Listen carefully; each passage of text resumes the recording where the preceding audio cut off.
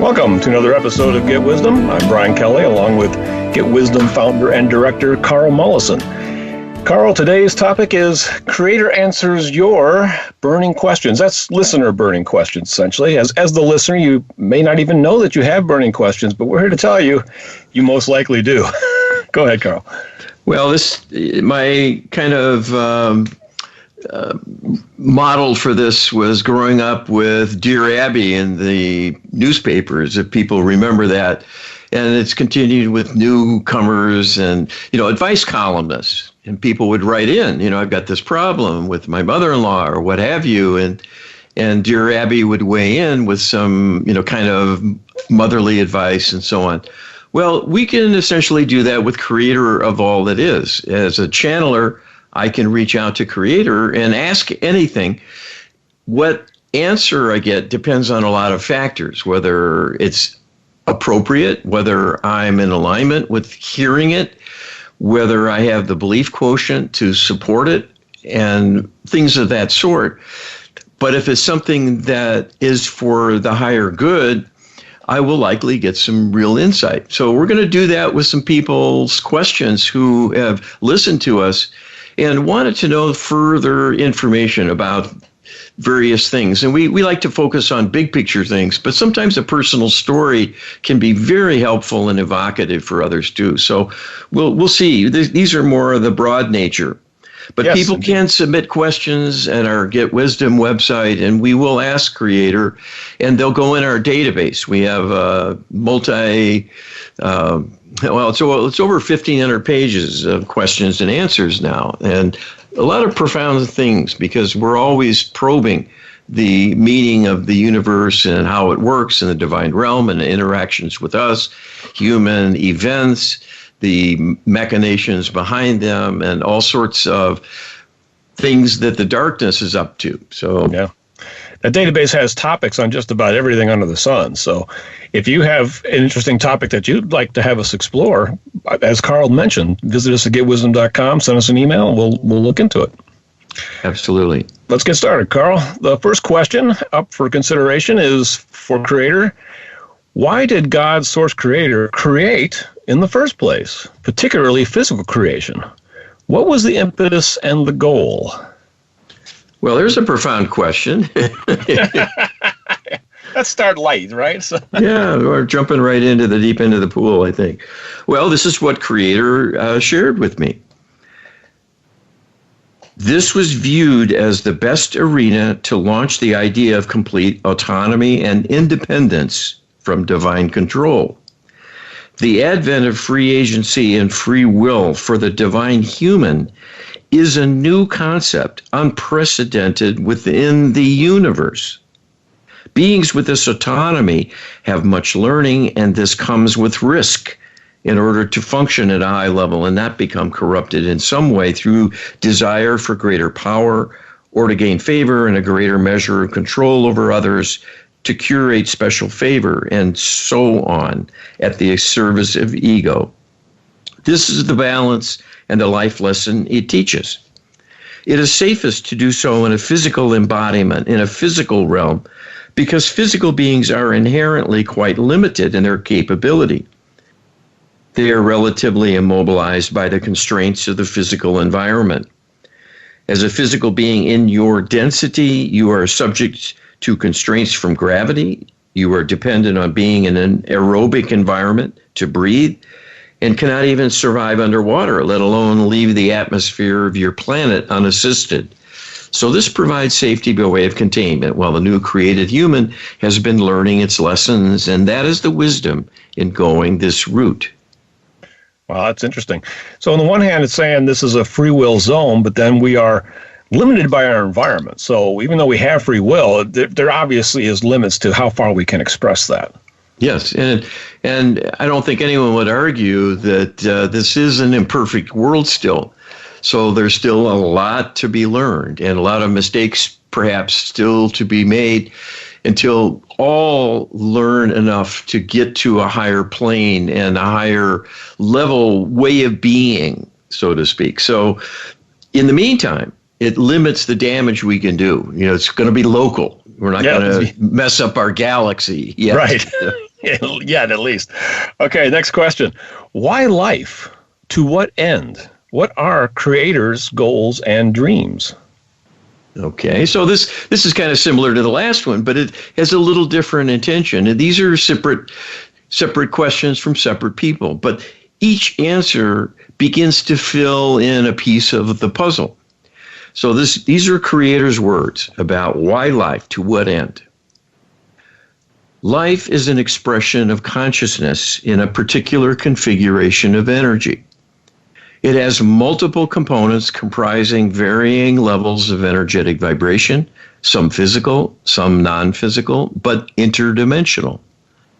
The purpose is the expression of new possibilities and to gain from the variety of experience to learn new things, to teach and learn new lessons, to try out new possibilities and gain greater understanding of what is possible and what one can do individually in gaining new skills and reaching higher ground with growth, understanding, and development of talents and resources within, as well as a command of nature in the broadest sense in understanding energy, its deployment, its manipulation, and its modes of existence.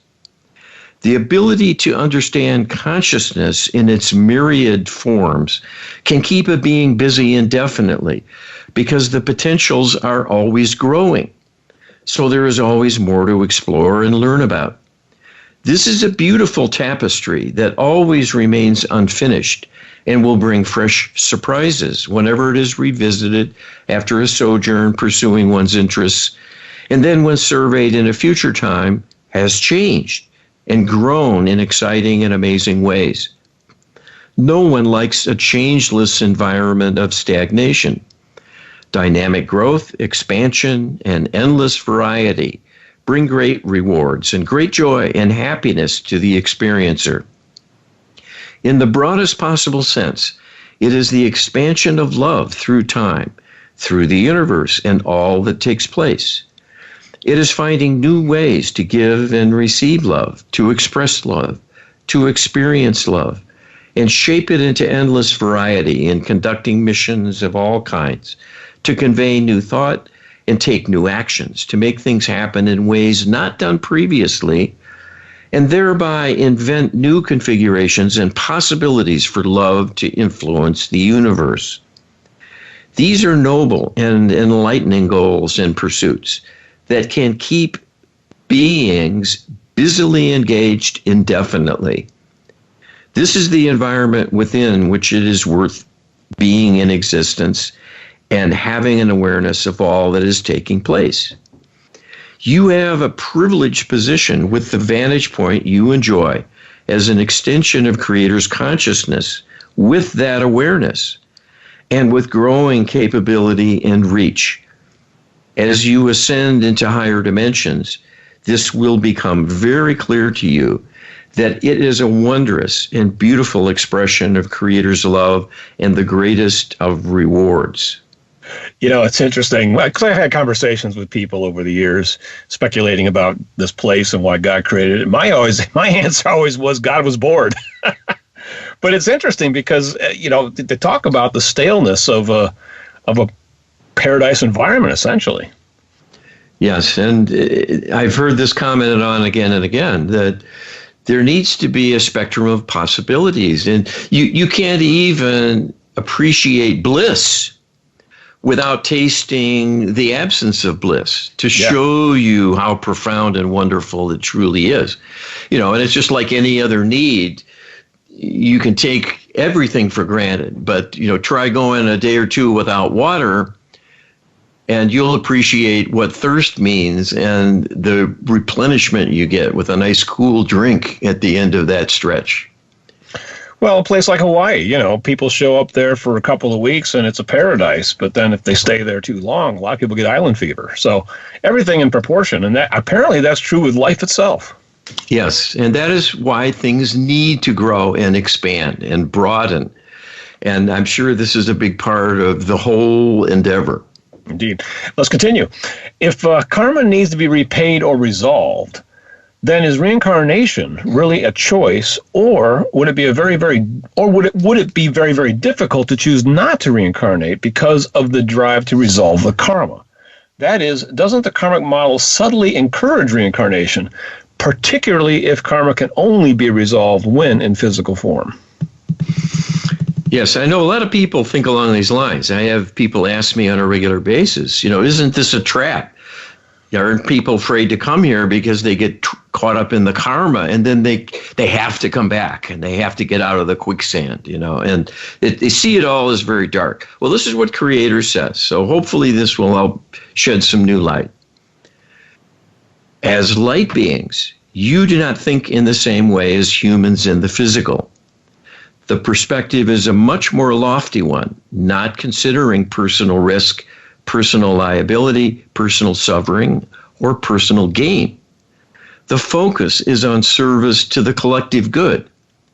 This is why you come into life as human beings in the first place. All who are here have chosen to come because you wish to serve the cause of the light, the cause of good over evil, the cause of progression towards the enlightenment and expansion of the divine human project. This is a very worthwhile undertaking and is universally recognized and embraced by the bravest who dedicate themselves to this cause. Karma is independent of manipulation by the divine realm when it is doing what it does. Karmic potentials can be healed. Karmic effects can be healed and in effect undone as well by the divine realm. But this requires a good reason and will not be done lightly in circumventing the law of cause and effect to favor one person over another. There must be a need and a compelling reason and an ultimate benefit to the greater good to carry this out.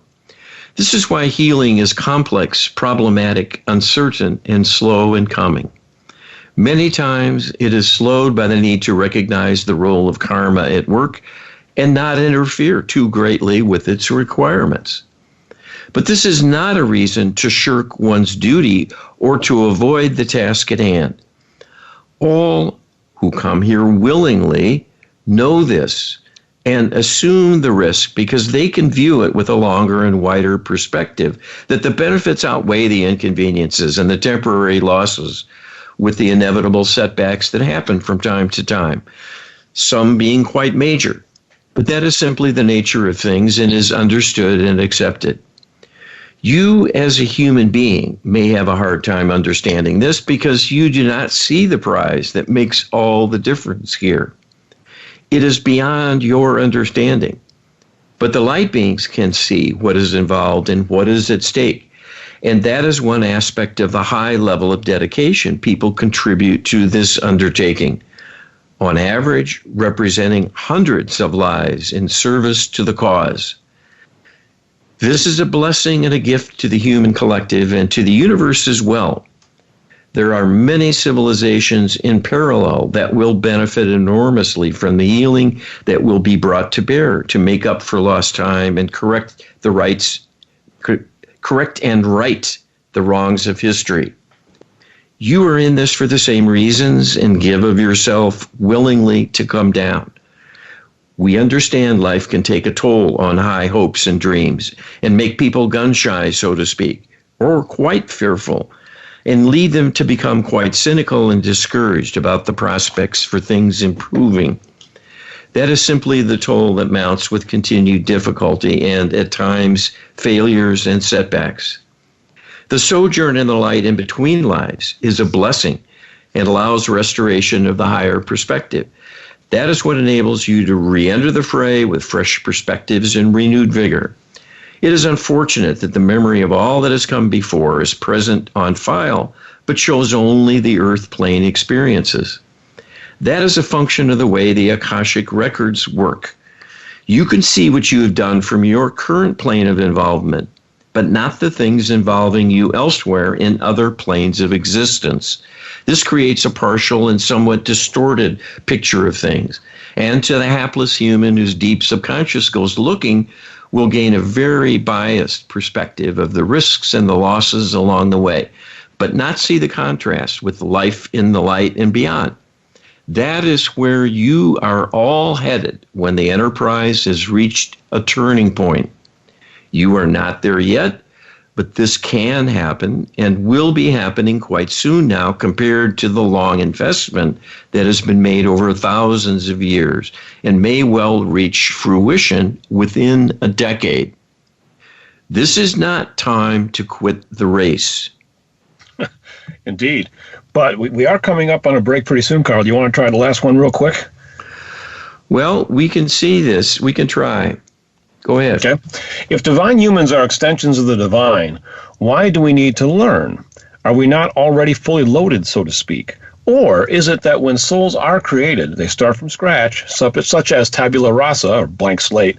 And if this is the case, why? All right. Creator answers, most souls have been in existence for vast spans of time.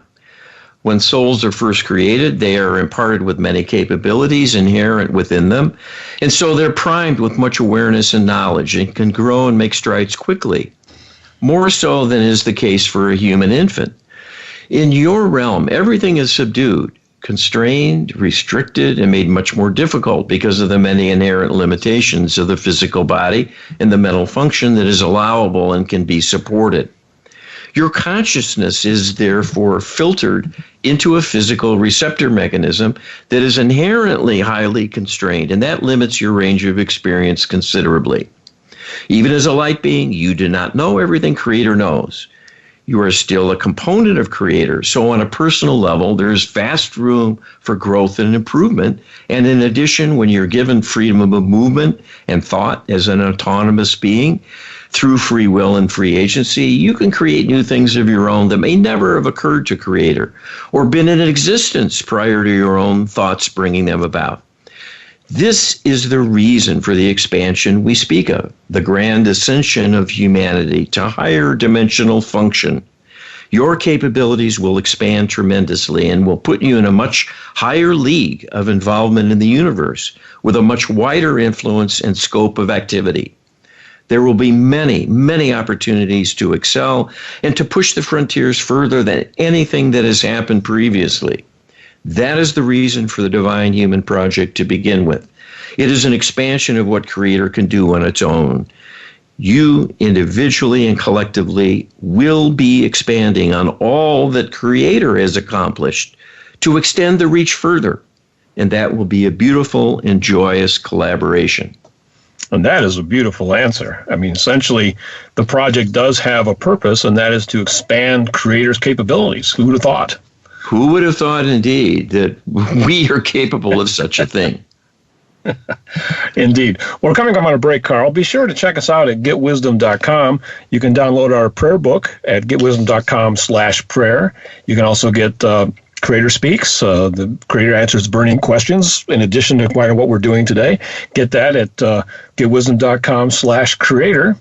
And also check out the detailed information on the Lightworker Healing Protocol. And you can get that at getwisdom.com/LHP. And we'll be right back. Welcome back to the second segment of Get Wisdom. We are discussing your burning questions for Creator. And in this particular segment, we're going to deal with disconnection from the divine, how that's come about and what the ramifications of that are all about. So let's get right into it, Carl.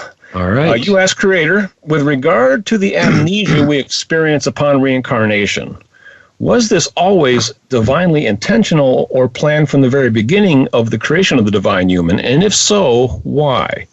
Has the level of amnesia we experience worsened due to negative influence, or is it the undoing of the amnesia, such as through intuitive ability, that has become more problematic or worsened?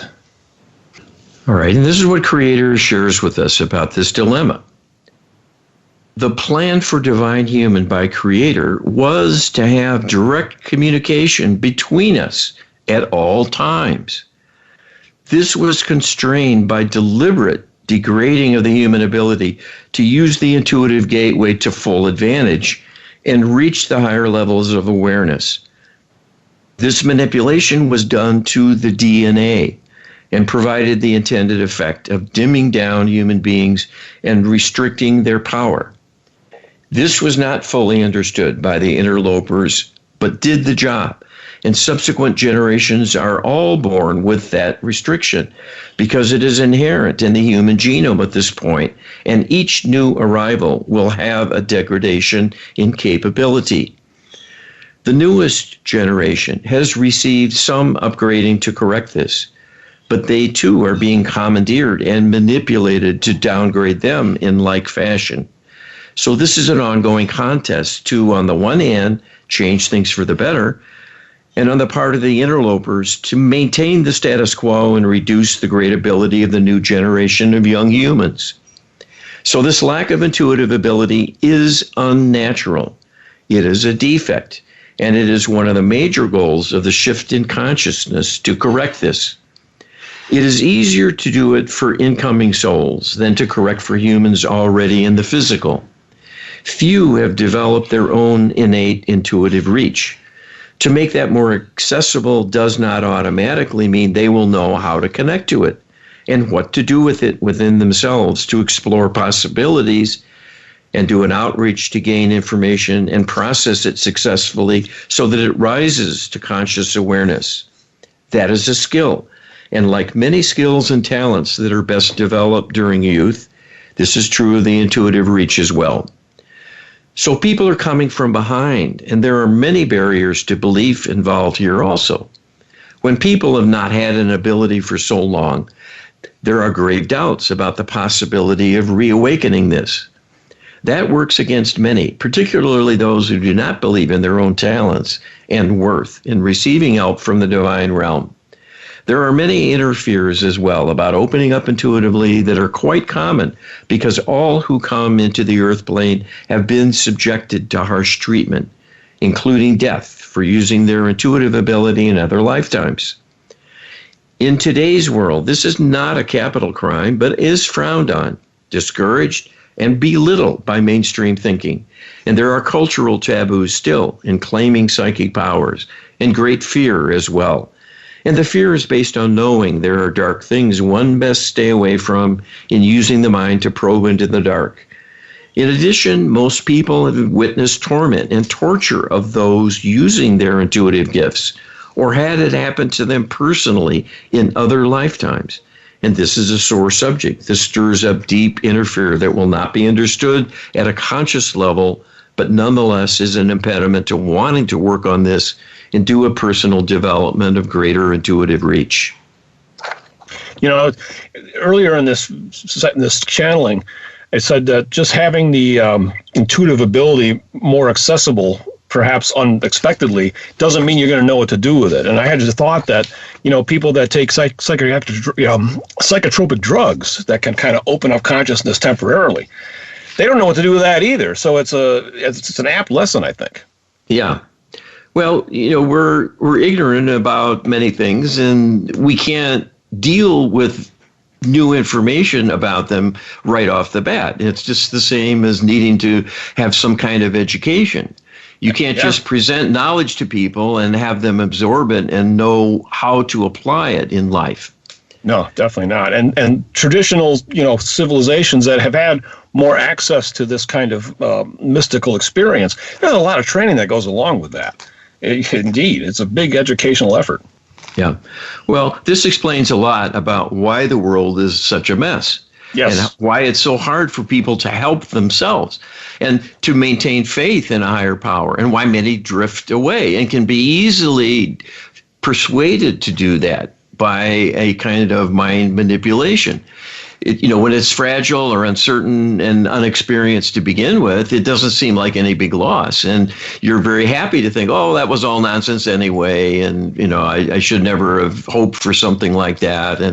And it is a disservice to humanity to squelch the very power and the connection to the divine that's their lifeline. I think this next question actually dovetails nicely on our conversation here. Should we be striving to overcome our disconnection from you, Creator, during our human life? Is that a divine goal or purpose? And Creator tells us this is a broad purpose within the intention for the shift in consciousness. But the goal is to move far beyond simply having an intuitive reach. And that is the full ascension of the being into a higher dimension where the intuitive reach is unfettered and the issue is moot. To reach the time of ascension does not require opening the intuitive gateway. It could be helped by doing so, and that is why the divine realm is working on this as well. In addition to wanting a greater ability to give feedback and reward those reaching out to the spiritual plane for having these yearnings and desire for expansion and betterment. That raises them up. It brings them closer to Creator and enhances healing operations ongoing. And all of this contributes to the shift and brings the day closer to hand. Interesting that opening the intuitive ability is not the top priority here, apparently. Yeah. We need to simply make a request in our mind to the Almighty to help us and help raise up those working against us. And you will be heard by the Almighty. I guarantee it. If you can't hear God, it doesn't matter. God hears you without fail each and every time you set that intention. Carl, you ask Creator, or a listener is asking for Creator to say, is my higher self or Creator determining if or when I develop intuitive ability? If someone really wants to become more intuitive, is this something that they have any individual control over? And again, Creator says, it is the interlopers who are limiting you, and that is a karmic quandary and not a human failing or fault. You have been downgraded as a member of the human community. You can ask for help from the higher self and Creator both to expand your intuitive reach, and to the extent this is possible for you, will be granted. That is the best one can do, because this is a divine level problem needing correction and is part and parcel of all that is wrong with your world and the disconnection from the higher realms you suffer. It is not just an extra skill that has potential value. It is your link with your origin and destiny that has been impaired. And this is a grave corruption of your being that was done to you as a member of the human race long, long ago. You are simply working in the current human genomic template that was downgraded by the extraterrestrial alliance and further corrupted by dark spirit possession over many thousands of years now. So this is no small thing to undo. It is taking the entirety of the shift in conscious enterprise to approach the problem and begin to make inroads. Time will tell how far this can go and how much progress is feasible. This depends on the ability of humans to work together as a collective in reaching out to the divine realm because of the interdependence of human experience and the karmic entanglement you have with other humans as well as your perpetrators. There is a karmic history and a karmic stake in all that happens. And this is not simple to just wash away. It is a much more complicated issue than simply finding the right way to go about it independently. Wow, I think what's really Creator is saying here is that, yeah, you can probably do some stuff on your own. That's a little bit implied here, especially with the last sentence. But you're much better off asking for help from the divine realm to do it, because they know what all the issues are and what all the complications are, and you don't. Yeah, it's Creator stated very clearly. This is a healing need. Yes. It's no different than having, an arm or a leg that doesn't work well. There's a problem with a joint or some muscle problem or a tendon that's been torn. It needs healing to get it functioning well again. Whether that's in the cards is an uncertainty, but you can go for it. And while you're at it, ask Creator to save humanity from the darkness. Not a bad thing either, because ultimately it's all wrapped in with that broad healing solution, the raising up of human function and potential. And that approach will be much safer than just about any other. Yes. Well, you can't go to war with the darkness on your own. It's really that simple. Yeah. You can resist temptation. You can turn away from negativity and darkness when you see it, and not add your energy to it. So those are positive, constructive steps you can take. But if you want it ended, That's a divine level problem. And the divine will only do it if the humans make the request. So the first step is to know there's something needed, something needing your efforts. Yes. That's why we're here. So we are hoping you're getting the message and we will join us. We can't do it, Brian and I alone. No. You ask creator, a listener asked creator, see, I'm so used to doing this the other way. If souls are involved in the development of soul purpose, and if souls are vulnerable to negative influence, can this then lead to the development of a warped or non-ideal soul plan or purpose? Yeah, not a bad question. How bad can it get? How out of alignment? Can it go right to how deep can the corruption go? Yes, yeah. And this is the answer from Creator. The only alteration of focus and warping of thought that could contrive a non-divine agenda is damage on a local level within a person. This can reach the soul, but is never sufficient on its own to alter the soul to a significant degree such that it cannot plan in a divine fashion. The soul extension that comes into physical life is quite fragile, and everything associated with it can be perturbed and can be misdirected at times and is vulnerable to all kinds of alteration and damage.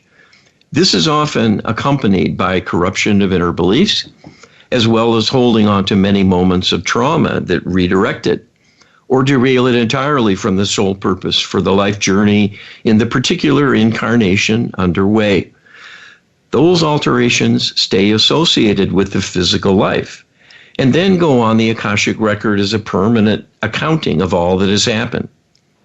When the person leaves the physical life and returns to the light, the trials and tribulations will stay behind and will not affect that soul and its broad plans. When there is a new incarnation, the person will return to the earth plane and reattach to the Akashic record of what has come before within that environment, and then is subject to the signals it receives in querying the Akashic records, seeking to know more about where it has been and what it has done in past outings. That is the source of ongoing changes and negative influencing across lifetimes of a troubled period of time during life in the physical. Within the life itself, until wounds are healed, they continue to rumble, so to speak, and will stir up trouble again and again and again. This is true of altered beliefs as well. They apply to the individual soul extension and will be referenced again and again during the life experience and will dominate in affecting all that happens. These are the dynamics in the interaction for people in the physical. Wow, my response is, whew, wow, at least we don't have to worry about corrupting the soul on too deep a level. Yes, people have enough to worry about. They don't need to worry about that. Yes. Well, you cannot lose your soul. You cannot give it away. You can ding it. You can stain it. You can corrupt it to some degree. But those alterations will still pertain to your excursions in the physical. So physical human business is important for being here and a part of the collection of humanity you have joined. So everything about it will help or hurt you if you don't do your part. And if enough people don't do their part, it will fall apart. And this is a dire possibility, but it's a very real one. And there are only a few years involved in this potentially coming to a head. You can learn much more about this at our website. And so there is an urgency here, and this is serious business. And, no one likes to hear bad news, but right. We know the world has ups and downs, and the next down could be, up at your doorstep, God forbid. But these things happen, natural disasters and acts of war or random violence or a catastrophe in health or happiness of a family member or a spouse. And this can shatter one's life and hold them back from making any further gains. So there's plenty of healing need across the board. But we've been told that if we deal with the darkness, everything else will get easier. It's absolutely a little counterintuitive, to go to the big problem first that's out there kind of indistinct, unseen, and you're just hearing about and don't have perhaps direct proof of your own that you really recognize as such. But we can tell you this is very, very true. All that we're telling you is very true. It's authoritative, it's divine wisdom.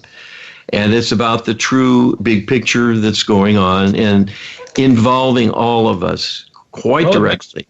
It makes sense. I mean, it's hard to solve a problem if you don't get to the root cause. And we're learning through this project that the root cause is not us in particular. We have an enemy out there, or a problem, interlopers that are affecting us, and we need to do something about that. And we need creators, we need the divine realm's help to do that. That's what we're learning here. Yep. Okay, coming up then. Oh, sorry, Carl. We're running out of segment here. Coming up on our next segment and the last one, getting divine help for our problems. We'll be right back after this. Welcome back to the last segment of this Get Wisdom episode. We are talking about listeners' burning questions, and in this last segment, we're going to get into divine help for our problems. Getting divine help for our problems. Carl, you asked Creator, can absolute truth be known by humans, or only relative truth that is tainted by one's own beliefs and biases? If asked, will Creator correct an individual's incorrect beliefs, or can Creator only provide correction if someone has already identified at some level the incorrect belief? All right, and Creator answers, these are quite complex issues you ask about in a simple, straightforward fashion, as if there is a single answer that covers all possible contingencies and variations in life experience that may have a bearing on what takes place at this deep level. Absolute truth is what is in divine alignment. All that is not in divine alignment deviates from absolute truth. In this sense, people do have a feel for absolute truth and an awareness in a deep sense, what is truly true and what may not be. That is not to say they can toe the line, so to speak, and follow divine principles in each and every moment of their life. That becomes difficult due to the interplay of emotion and the stresses of life impinging on a person.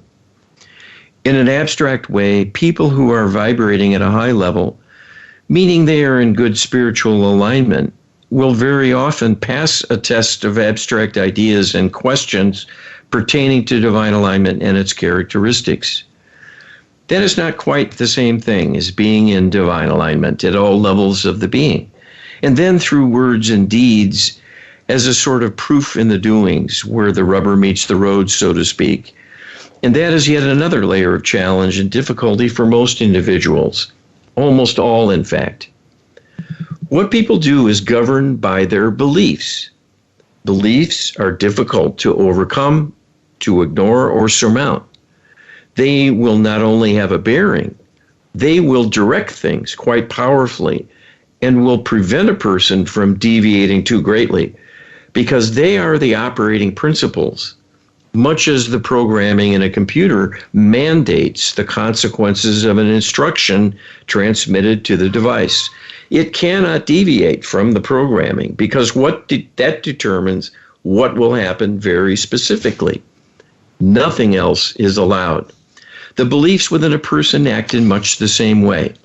If something is not believed, it will not be considered. It will not be embraced. It will not be believed. And it will not be acted on except under duress, or if there is an additional motive and potential reward in overriding one's own beliefs to pretend to be what one is not. People do this at times, acting in some way without having their heart in it. That is not the same thing as being able to live according to principles not believed. That can be forced through coercion to happen to varying degrees, depending on people's vulnerability and the tolerance for fear or physical duress that may be employed at times, as in a master-slave scenario. Creator can change people's beliefs. but will not do so ordinarily unless this is requested by the person directly, or making the request of a third party tasked with helping to do a belief replacement, as is done with DNA theta healing. When there is awareness and consent for a divine alteration of one's beliefs, this can be done, provided the constraints are not too great. People have many layers of beliefs, and many of these are interlaced, interconnected, and interwoven in such a way that a simple belief replacement may not be possible without unweaving this tapestry to a fair degree to take care of some beliefs that may be anchoring a negative belief in place. The healers who do this work on the human side are well aware of this complication and have a process of digging to find the root belief and change that, at which point not only will the beliefs anchored to it be readily replaceable with no resistance, but some will fall away in the process of freeing that anchoring negativity and changing it to the positive. It may well be taken care of as a part of the belief replacement because it is essentially subsidiary and a consequence of the presence of the deep negative belief being worked on. Belief changes will happen when allowable as part of karmic repair. But this can be the sticking point, causing resistance to change that even the divine realm cannot surmount unless it is worked on directly with conscious participation by the individual. This can be done at the level of the deep subconscious via channeling, but few are adept at that process and also can arrange the appropriate healing to be done simultaneously. That is an avenue needing to be more widely known and shared. So these are some of the considerations, the constraints, and the opportunities for dealing with people's problems on the level of their beliefs. This is one of the most important and also the most difficult area needing healing, and underlies many, many problems of human beings who struggle with something in their lives. I think that's a really important message here, that there are some problems that require the direct conscious participation of the individual who's experiencing that problem. Creator says so right here. So that explains why Creator's just not going to solve all problems with a broad brush of his arm, her arm, or their arm, however you want to say it. We're down here to learn something, to take on our karma, to take on the challenges, and that's going to require our own conscious participation at some level.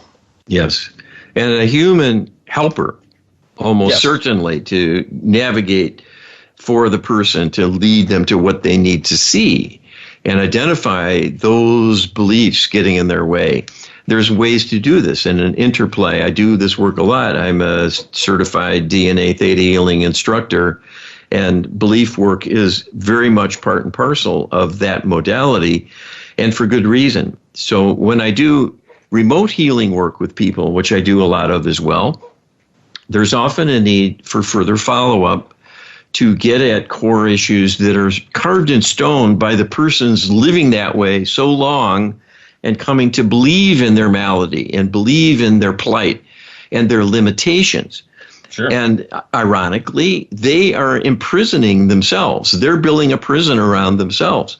And the divine realm can't open the prison door because they made it. It won't be possible to go against human free will, even if it's self-destructive. That's the power we hold. We're so free we can choose our own demise. And God can't do anything about it unless there is a powerful force being launched through prayer work at some time that can catch up with a person and those sorts of variables. But it's a formidable healing problem. And the point is, there is a route to attaining help with this. So reach out to someone like us, and we can see you get to someone who can help you. And if you're lumbering along and you've done lots and lots of work and it's not getting the job done, it doesn't mean you're out of options.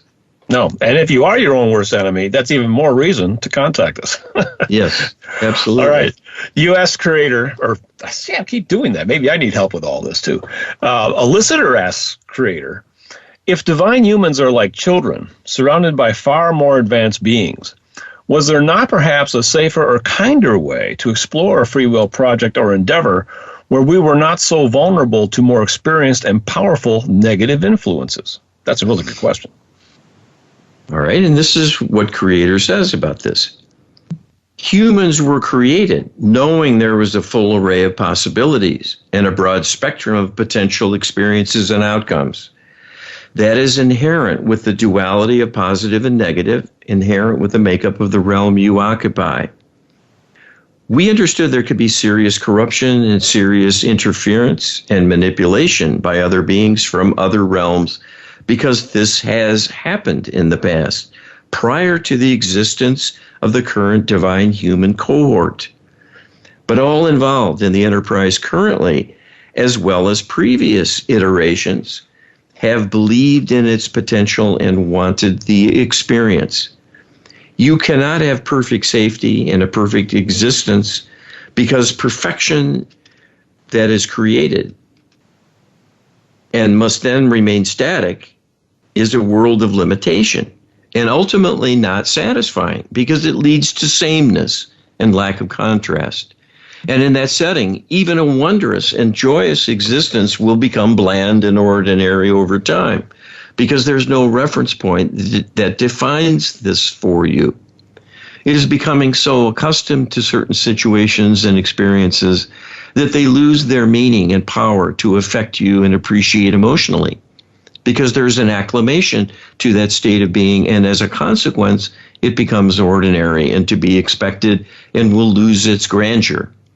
It is only through having the widest possible array of outcomes that one truly can learn to appreciate what one has, particularly on the positive end of the spectrum. So everything has a purpose, and that is what makes it real. That is what makes it serious and important. It is because things can become difficult and things can fail that they have great value inherent in them when one is successful in the end. If that happens, the rewards are correspondingly much, much greater because of all that was surmounted or avoided through careful planning, through taking great care and working in a consistent, dedicated fashion to solve any ongoing problems and make success happen despite the hazards. A race of a few steps holds little reward. It is taking on serious challenge and great personal risks that leads to an outcome of distinction and true greatness. It is not the glorification of suffering or to reward evil as a goal, but only to recognize that in the full spectrum of potentials, there must be darkness as well as light. It does not have to be the majority of one's experience or more than a small percentage in order to register its meaning. That will matter and will be a benefit in the end for all who take on the challenge. It will leave you with a much greater sense of accomplishment to have been tested by the fire, so to speak, and prevail.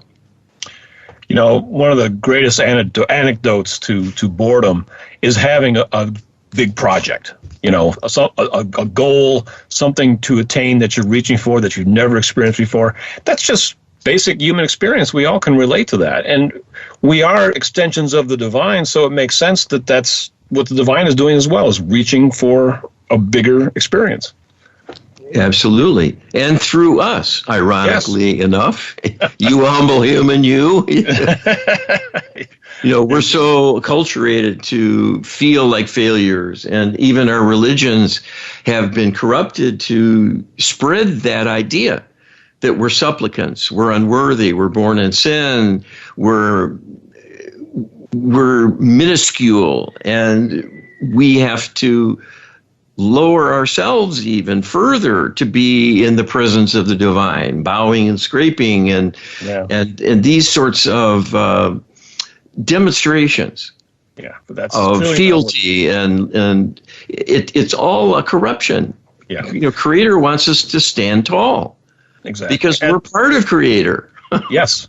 But clearly we're down here in a constrained environment exploring free will, which is basically very dangerous if left unfettered and left uncontained. So, but, you know, to get a skill to deal with a dangerous situation is itself an exciting journey and adventure. So it was said earlier in this program that's the very bravest that come on and take on this challenge. Yeah. And, part of the darkness working against us are much, much older civilizations of extraterrestrials. So they have had civilizations from a half of a billion to 5 billion years old. Yes. They got started way before we did, and that's why they're so far ahead of us technologically, but not spiritually. No, they're basically failed projects, we've been told. Yeah, and they're failing on our doorstep, which creates a little bit of a mess for us. An even bigger challenge. Well, unfortunately, time is a challenge for us as well, and we have run out of it. So be sure to join us again next week for some more Get Wisdom. Thanks, Carl. Thanks, and thanks to you for listening.